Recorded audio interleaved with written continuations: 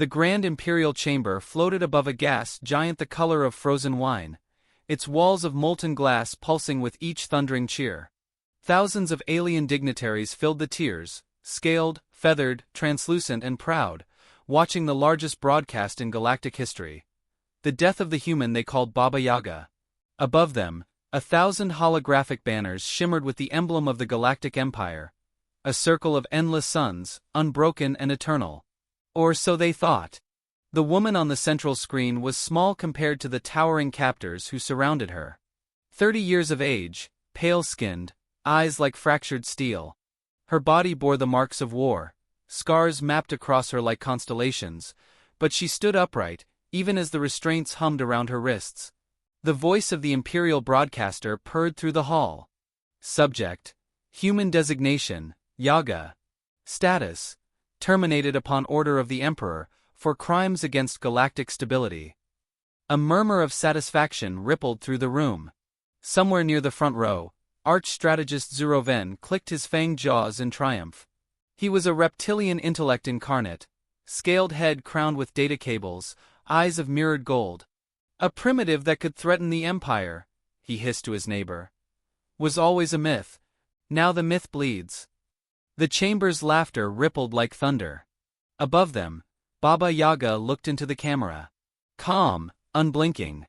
Her lips curved into something that might have been amusement. You think you've won? She asked softly, the translator rendering her tone polite, almost kind. You still don't understand what you've started. An aide froze mid-celebration. Is she smiling? The question was drowned beneath the Emperor's booming voice. Begin execution. The beam descended, a pure lance of white that erased her silhouette. The sound cut. Only the image of her boots, dissolving to ash, remained. Then silence. The aliens rose to applaud. Toasts erupted in every tongue. To peace, the Emperor declared, raising a crystalline chalice.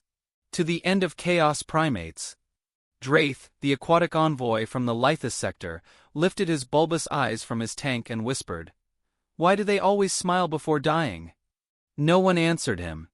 Zuroven adjusted his ceremonial armor and faced the Emperor. It is finished. Humanity's last weapon is dust. His claws drummed against his data slate. Their colonies are broken, their fleets gone. You were right, my Emperor. They were clever, not dangerous. Laughter swelled again, accompanied by orchestral chimes from the Imperial Choir. A servant drone offered the strategist a glass of shimmering amber. He lifted it, savoring the smell of victory. The Empire had crushed a world that refused submission. The savage little mammals had finally learned humility. Then a voice broke through the broadcast channel. Crisp, human, alive. Excuse me, it said. The music stuttered. Every head turned toward the great screens as they flickered to static, then cleared. The woman who had just died stood there, faintly luminescent, the background behind her obscured by haze. Her armor was fractured, glowing faintly from within. Blood streaked her cheek, yet her smile remained composed, serene. 17 minutes, she said. The chamber fell silent. Volarix, the insectoid diplomat, twitched his wings nervously. This is a pre-recording, he insisted. A final defiance gesture. No, said Draith. Look at the timestamp. The feed's corner showed a live synchronization marker pulsing. Real time. Zuroven's drink trembled in his claw. Impossible. She was vaporized at. The Emperor raised a hand. Trace the signal. Technicians scrambled. Screens flared with symbols. Source unknown, one squeaked. Origin point shifting across subspace every millisecond. It's everywhere. On the main feed, Baba Yaga tilted her head. The sound of her breathing came through clearly, slow and calm. You made a mistake calling us extinct, she said. We practice dying. Before anyone could respond, the signal blinked out, leaving the hall in a silence thick as gravity. The Emperor's voice was low, forced calm over the tremor of fear. Some human trick. Disrupt the signal. Purge all archives. Yes, my Emperor, Zuroven said, but his scaled fingers moved slower than usual. He had studied the human psyche for decades. He had seen their soldiers laugh in the face of dismemberment, whisper jokes while their ships burned. But never had he seen one return from disintegration. At the edge of the room, a young comms officer whispered, 17 minutes. Should we start counting? The strategist shot him a glare. Silence. And yet the murmur spread. Across the chamber, aides glanced at their timers. 17 minutes from the broadcast's timestamp. What could it mean? Draith broke the stillness again, his voice barely a ripple. She said it like a promise.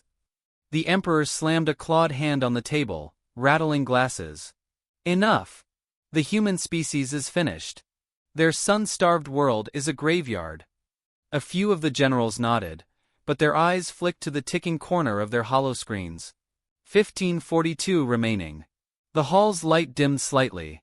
Power surge, a technician muttered. Minor, just the comm relays. Restore them, Zuroven ordered.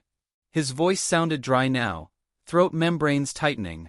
And monitor every transmission within 100 sectors. Outside the panoramic windows, the gas giant rolled its massive storms like bruised clouds. Lightning licked the hull, echoing faintly through the chamber's bones. Inside, conversation thinned to whispers and nervous laughter. They were always melodramatic, Volarix said, wings fluttering. Humans love their myths. Perhaps this is performance art. No one laughed. Zuroven took another drink. I studied their psychology. Their legends of vengeance, resurrection, destiny, they use them as morale weapons. This is the same. He turned toward the Emperor. If she lives, it's because they faked her death. But to what end? The Emperor's eyes narrowed to molten gold. To frighten children, perhaps. Let them try. We are the Empire. Fear is for prey. The room murmured agreement, but every species present kept an eye on the invisible timer, now projected across the wall. 9:58. Volarix adjusted his translator collar nervously. Arch-strategist, should we alert the outer fleets? Zuroven hesitated. And tell them what? That a ghost is coming. The Emperor barked laughter, forcing the illusion of control. If she wishes to haunt us, let her. We'll vaporize her again. Twice, if necessary. Draith swam in tight anxious circles inside his water tank. Twice might not be enough. Silence fell again. The ticking seemed to grow louder, though no device made the sound. It was in their minds now, each species with its own interpretation of dread. At 3:04, the chamber's central monitors flickered. Static danced across the walls like lightning crawling through water. Every device in the room synchronized to a single message, simple white text on a black screen. 17 minutes complete. The hall's power died. Emergency lights ignited in red. The Emperor rose from his throne, teeth bared, voice booming. Find the source. But in the darkness above them, a hologram bloomed, grainy, colorless, impossible. Baba Yaga's face. Closer this time. Calm. Composed. Her voice came through clear as a heartbeat. We warned you not to touch Earth. The transmission ended. The silence afterward was unbearable. For the first time in its long, shining history, the galactic chamber did not cheer. Outside, the storm on the gas giant intensified, its lightning synchronized with the pulse of approaching drives far beyond the edge of the system. None of them noticed yet. But the human clock had started. And somewhere in the quiet between thunderclaps, even the Emperor began to count. The silence that followed was thick enough to crush breath. The red emergency lights pulsed across the chamber like a heartbeat. The Empire's greatest minds stood paralyzed before the dead screens, pretending their hearts weren't racing in rhythm with that unspoken countdown. Somewhere in the distance, thunder rolled across the gas giant's clouds, echoing like the sound of something very large waking up. Trace it again, the Emperor ordered, his voice low but sharp enough to slice glass. Find where she's hiding. Technicians obeyed, tentacles flying over glowing panels. Nothing came back. The readings were static chaos, signals rebounding off their own security satellites, data loops folding in on themselves like mirrors facing mirrors. No source, one whispered. It's as if the message originated inside our network. Zeroven's claws clicked softly on the floor. Inside? That's impossible. Draith swam in slow, tight circles inside his tank, translucent skin dimming to gray. Then perhaps the impossible is happening. For a moment, no one spoke. Only the ticking of unseen seconds filled the air. Then the doors hissed open, and two guards dragged in a tall human in a dark blue uniform. His wrists were bound by glowing cuffs, but his posture was relaxed, chin lifted as though he were arriving for a polite meeting rather than an interrogation. His hair was neat, his expression calm, his smile disarmingly friendly. Colonel Aiden Cross, Zeroven said. Earth's last remaining officer. Last? Aiden asked, feigning surprise.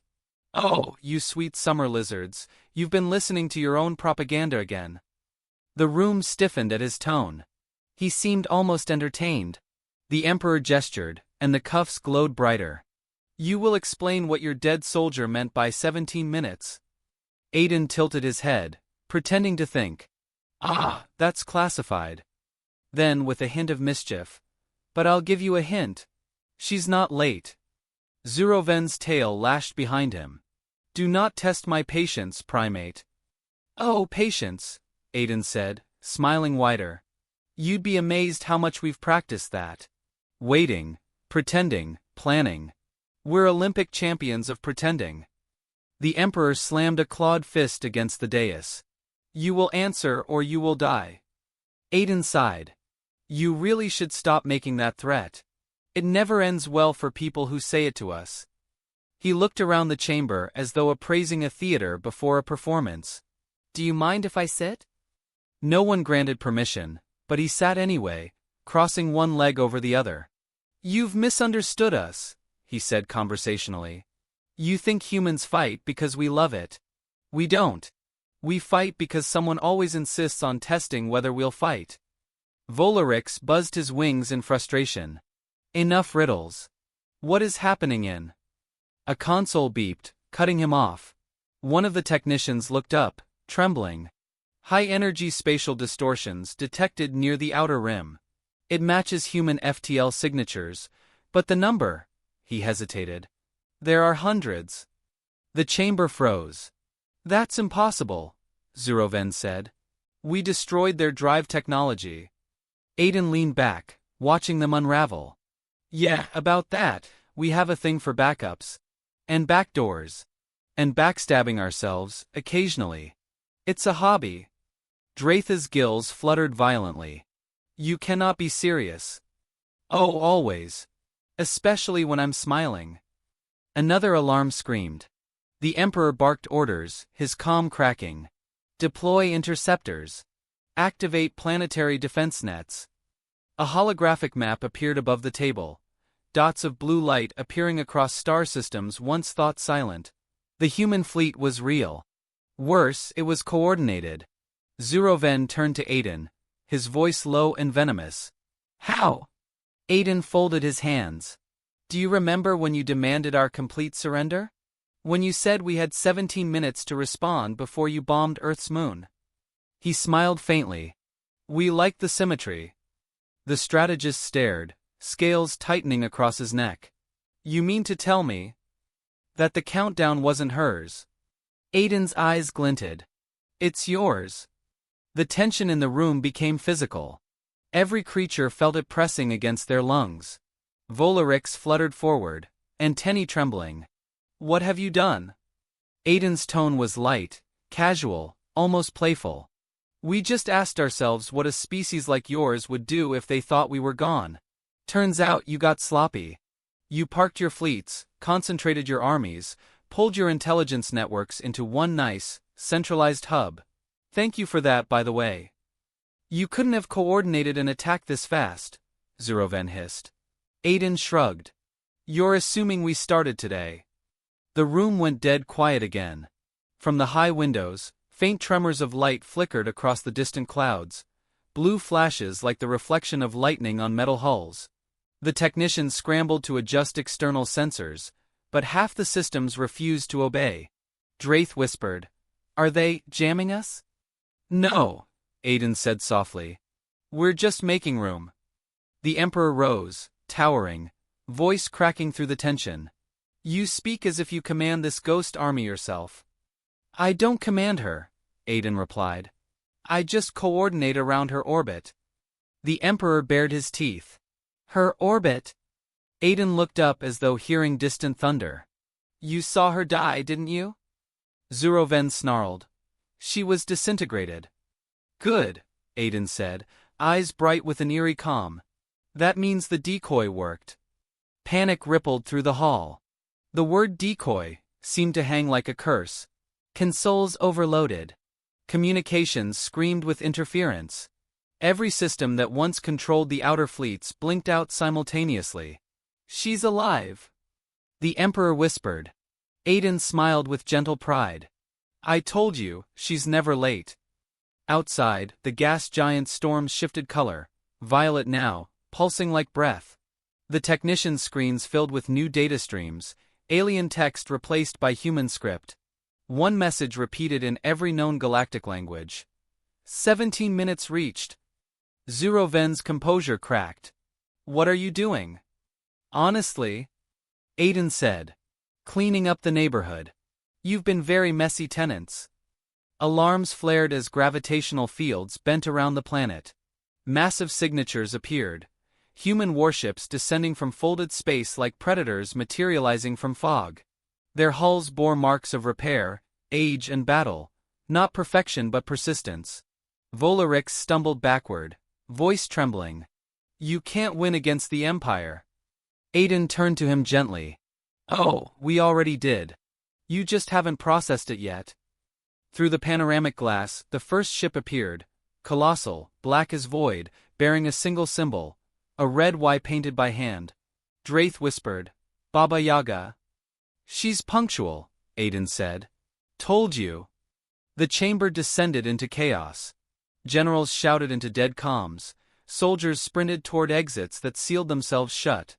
Only Aiden remained still, hands clasped, as calm as a man watching rain fall on a familiar street. The Emperor lunged forward, voice cracking with fury. "You've doomed us all."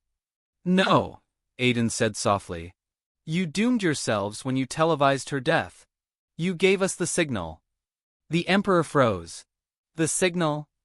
That execution feed?" Aiden's smile turned almost kind. "That was our synchronization code." Her pulse, captured in those last frames, triggered the fleet jump. "You streamed it galaxy-wide. Thank you for pressing play." The Emperor stared, eyes wide. Aiden rose, smoothing his jacket, straightening his cuffs.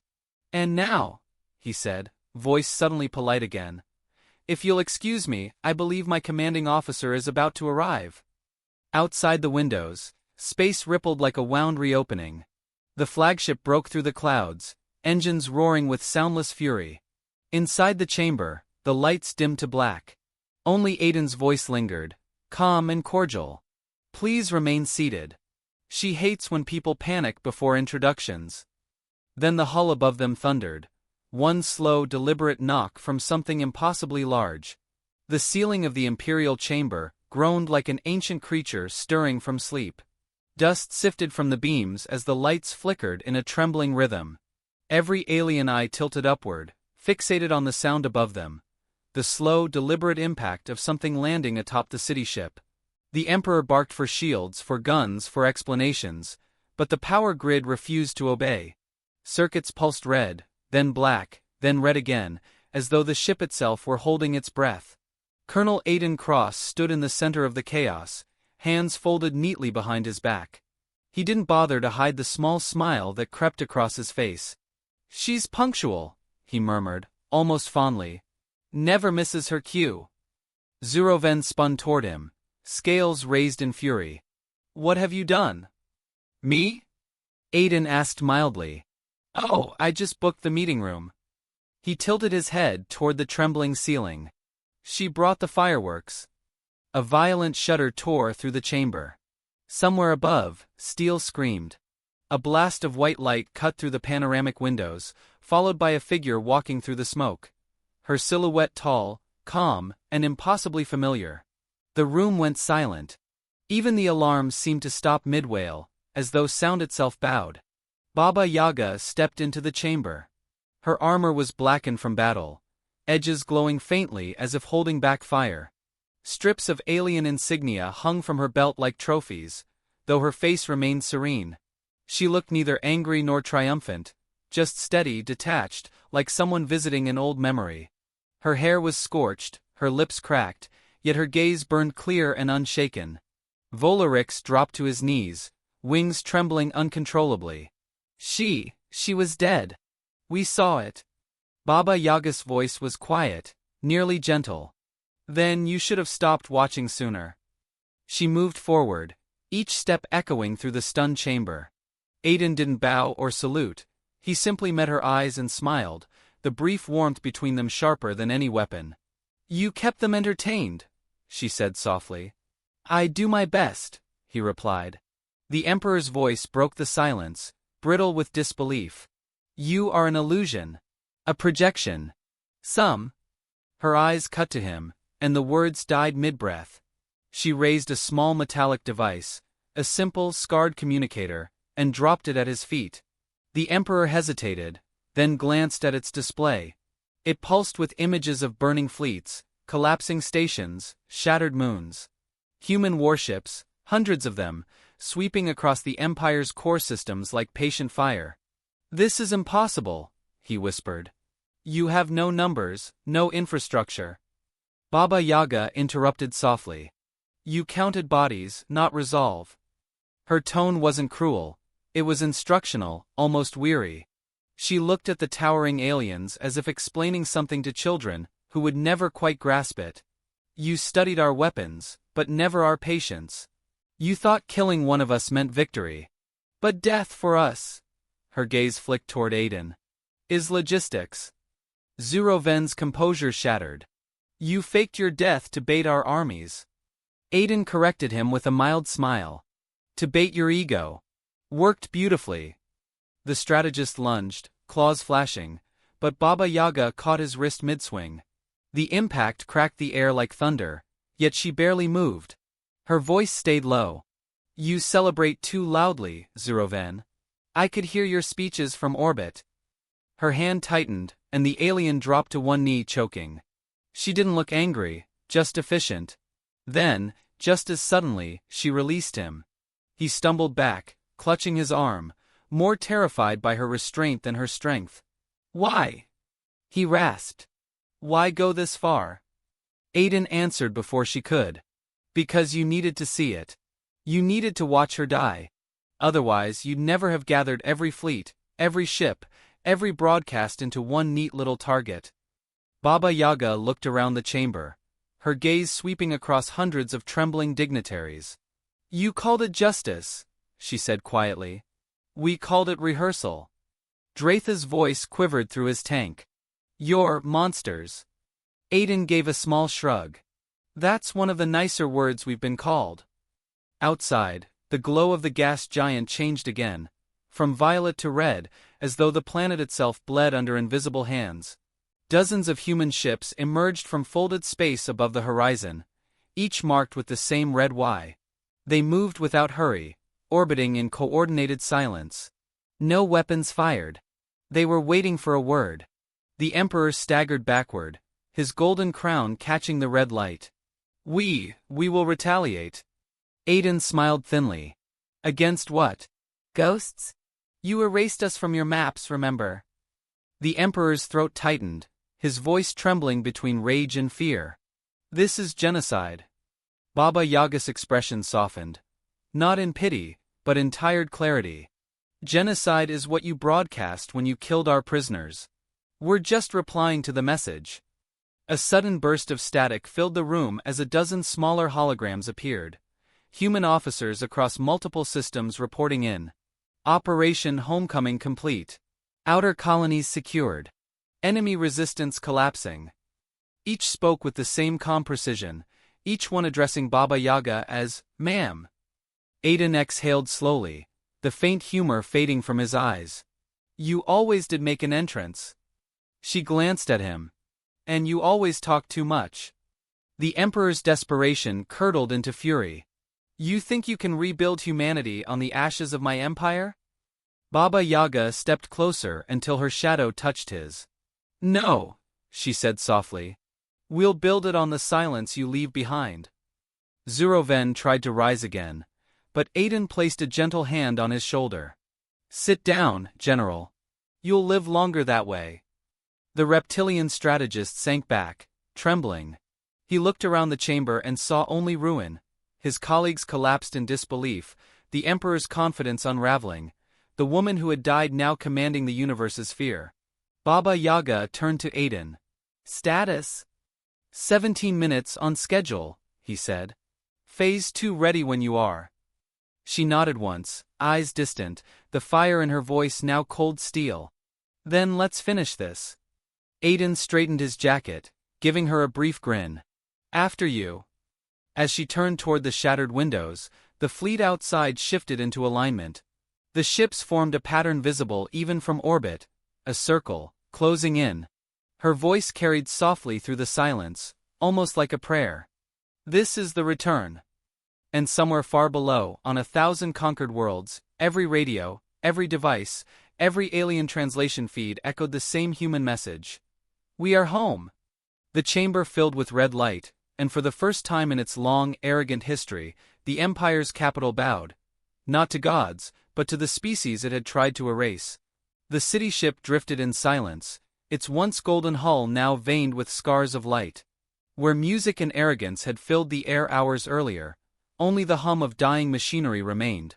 The Galactic Emperor stood at the edge of his shattered throne dais, staring into the storm outside. Red lightning illuminated the endless fleet surrounding his capital like a ring of judgment. His empire had stretched across 1,000 worlds, yet in that moment it felt small. Small enough to fit inside the quiet gaze of one human woman. Baba Yaga walked toward him through the smoke, her boots scraping against glass that had once been the floor's polished surface. Her armor was cracked open in places, exposing pale skin and the faint glow of subdermal implants. She carried no weapon. She didn't need one. Behind her, Colonel Aiden Cross followed with steady calm, his uniform torn but spotless where it mattered. The faint scent of ozone and dust clung to them both, as if death had become their fragrance. The Emperor turned, his eyes molten gold beneath the flicker of broken lights. Why? He asked, voice low and ragged. You could have begged for peace. Baba Yaga stopped a few paces away, her expression unreadable. We did, she said quietly. You filmed it. He flinched. Memory flashed behind his eyes, the broadcast of prisoners pleading, the crowd cheering. He remembered laughing. That was war. She shook her head. No. That was vanity. You wanted to see us kneel. Now you get the full performance. Aiden moved beside her, hands clasped neatly behind his back. We warned you not to measure humans by the noise we make when we're afraid, he said softly. You should have measured the silence after. The Emperor's jaw tightened. Your species is chaos. You destroy what you touch. Maybe, Aiden replied, tilting his head. But notice what grows after. The chamber trembled again as distant explosions rippled across the horizon. Human ships weren't firing anymore, they were landing. For the first time in millennia, the Empire's capital saw vessels descending not to conquer but to rebuild. Machines dropping relief crates, medical drones, even portable shelters for alien civilians. The assault had been surgical, not vengeful. Humanity wasn't burning the galaxy. They were reorganizing it. Baba Yaga glanced at the Emperor. We don't like ruling, she said. But we've learned to clean up when the grown-ups make a mess. Her voice was neither cruel nor boastful, it was weary, pragmatic. She stepped closer, her reflection shimmering in his molten eyes. You thought power was control. For us, it's responsibility. You used fear to keep your worlds obedient. We use memory. Everyone who survives today will remember exactly what it took to stop you. The Emperor's breath rattled.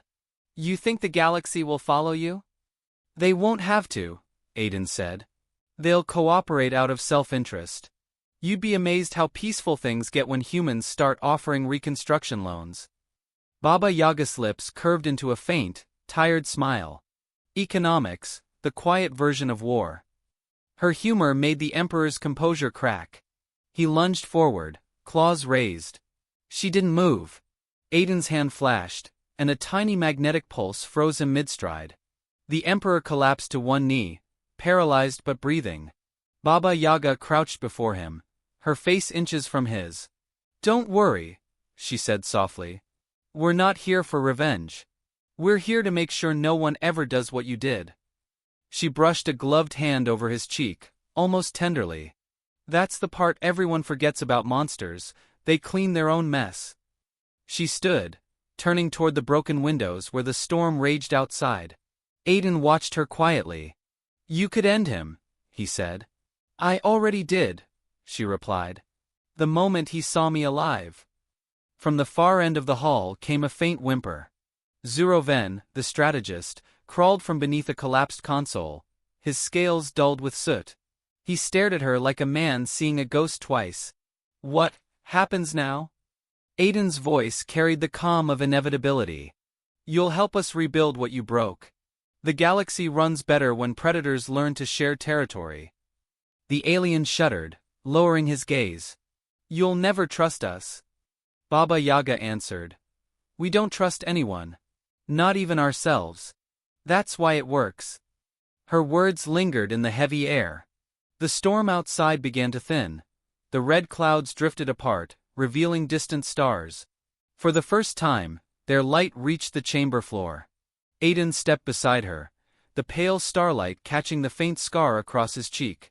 "You know," he said softly, "they'll turn this into legend." She smirked. "They always do. Legends are cheaper than therapy." He chuckled under his breath. "You ever get tired of being the ghost story?" "Every day," she admitted. Then, quieter. "But someone has to be the reminder." Across the comm channel, reports flowed in, fleets standing down, enemy worlds surrendering without resistance. The war was ending, not with an explosion but with exhaustion. Humanity had come back from extinction, and the galaxy would never again mistake silence for weakness. Aiden looked toward the Emperor, who still knelt frozen, staring at nothing. "He'll be studied for centuries," he said. "The man who killed a myth and taught it how to resurrect." Baba Yaga's eyes softened. "Then let's make sure they study the right thing." She turned to the technicians huddled by the broken terminals. "Restore the broadcast channel." One of them hesitated, trembling. "You mean, live transmission?" "Exactly."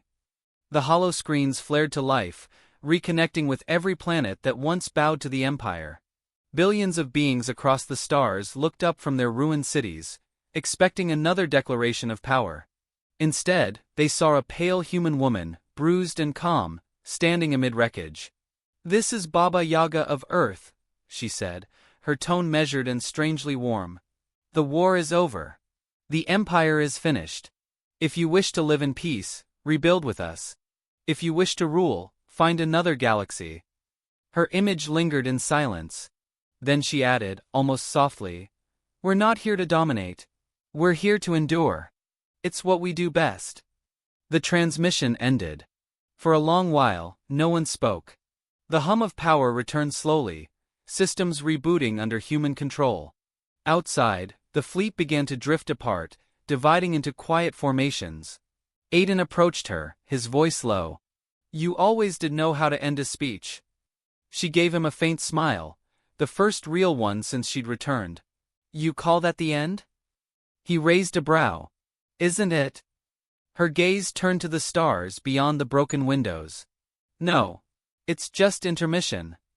He followed her eyes, watching the scattered lights of human ships stretching into infinity. Somewhere out there, whole systems were waiting to learn what kind of gods had replaced their old ones. Baba Yaga lifted a small shard of glass from the floor, studying her own reflection. "We keep dying," she murmured. "And somehow we keep smiling after." Aiden nodded. "Maybe that's why they fear us. Maybe that's why we should too." They stood together as dawn rose across the gas giant, a soft gold bleeding into the scarlet haze. For the first time since her resurrection, she looked peaceful, tired, human, unbreakable. Below them, the surviving aliens watched from the shadows, realizing that mercy from such creatures was far more terrifying than annihilation. The Emperor's paralysis faded, leaving him slumped and shaking. He raised his eyes toward her one last time, voice a rasp of disbelief. "What are you?" Baba Yaga turned, her smile slow and haunting. "Dead," she said softly. "But still on schedule." Aiden's quiet laugh broke the tension. She glanced at him, then at the dying stars. "Let's go home," she said. And as they walked through the broken doors of the galactic chamber, the wind from the planet's storm swept through, carrying the faint echo of her final words. Calm, certain, and almost kind. "Our forces are coming."